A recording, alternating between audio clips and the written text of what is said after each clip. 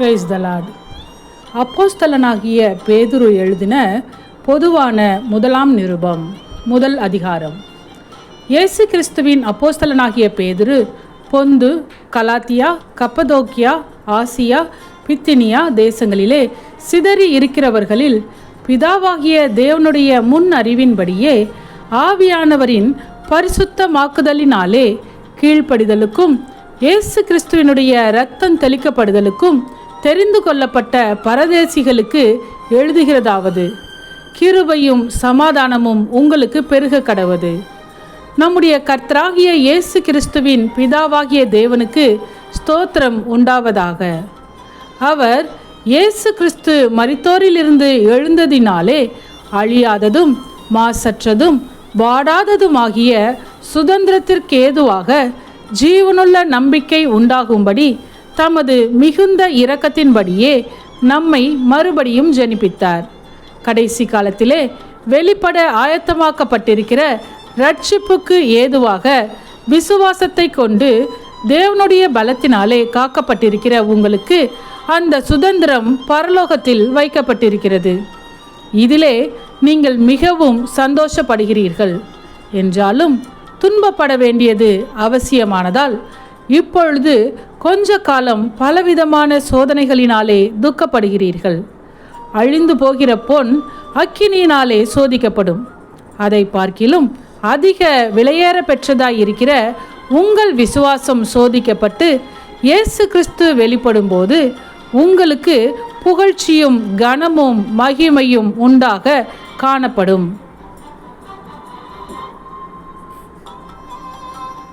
அவரை நீங்கள் காணாமல் இருந்தும் அவரிடத்தில் அன்பு கூறுகிறீர்கள்.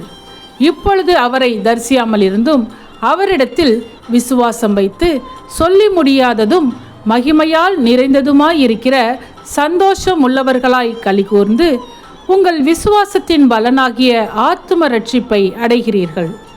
உங்களுக்கு உண்டான கிருபையை குறித்து தீர்க்க தரிசனம் சொன்ன தீர்க்கதரிசிகள் இந்த ரட்சிப்பை குறித்து கருத்தாய் ஆராய்ந்து பரிசோதனை பண்ணினார்கள்.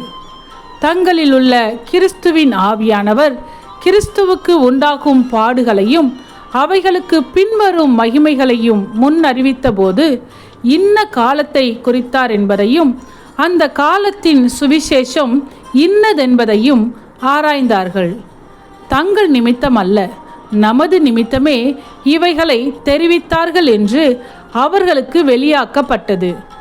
பரலோகத்திலிருந்து அனுப்பப்பட்ட பரிசுத்த ஆவியினாலே உங்களுக்கு சுவிசேஷத்தை பிரசங்கித்தவர்களை கொண்டு இவைகள் இப்பொழுது உங்களுக்கு அறிவிக்கப்பட்டு வருகிறது. இவைகளை உற்று பார்க்க தேவதூதரும் ஆசையாய் இருக்கிறார்கள். ஆகையால் நீங்கள் உங்கள் மனதின் அறையை கட்டிக்கொண்டு தெளிந்த புத்தி உள்ளவர்களாய் இருந்து இயேசு கிறிஸ்து வெளிப்படும் போது உங்களுக்கு அளிக்கப்படும் கிருபையின் மேல் பூரண நம்பிக்கையுள்ளவர்களாய் இருங்கள்.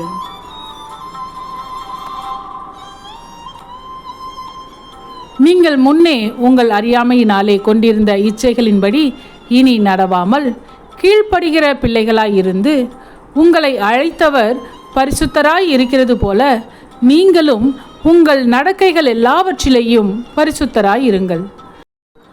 நான் பரிசுத்தர், ஆகையால் நீங்களும் பரிசுத்தராய் இருங்கள் என்று எழுதியிருக்கிறதே.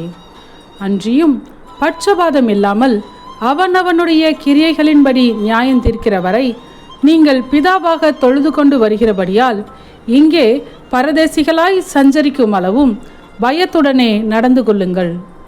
உங்கள் முன்னோர்களால் பாரம்பரியமாய் நீங்கள் அனுசரித்து வந்த வீணான நடத்தையினின்று அழிவுள்ள வஸ்துக்களாகிய வெள்ளியினாலும் பொன்னினாலும் மீட்கப்படாமல் குற்றமில்லாத மாசற்ற ஆட்டுக்குட்டியாகிய கிறிஸ்துவின் விலையேற பெற்ற இரத்தத்தினாலே மீட்கப்பட்டீர்கள் என்று அறிந்திருக்கிறீர்களே. அவர் உலக தோற்றத்திற்கு முன்னே குறிக்கப்பட்டவராய் இருந்து தமது மூலமாய் தேவன் மேல் விசுவாசமாய் இருக்கிற உங்களுக்காக இந்த கடைசி காலங்களில் வெளிப்பட்டார். உங்கள் விசுவாசமும் நம்பிக்கையும் தேவன் மேல் இருக்கும்படி அவரை மரித்தோரிலிருந்து எழுப்பி அவருக்கு மகிமையை கொடுத்தார். ஆகையால் நீங்கள் மாயமற்ற சகோதர சிநேகம் உள்ளவர்களாகும்படி ஆவியினாலே சத்தியத்திற்கு கீழ்ப்படிந்து உங்கள் ஆத்துமாக்களை சுத்தமாக்கி கொண்டவர்களாய் இருக்கிறபடியால் சுத்த இருதயத்தோடே ஒருவரிலொருவர் ஊக்கமாய் அன்பு கூறுங்கள். அழிவுள்ள வித்தினாலே அல்ல, என்றென்றைக்கும் நிற்கிறதும் ஜீவனுள்ளதுமான தேவ வசனமாகிய அழிவில்லாத வித்தினாலே மறுபடியும் ஜனிப்பிக்கப்பட்டிருக்கிறீர்களே.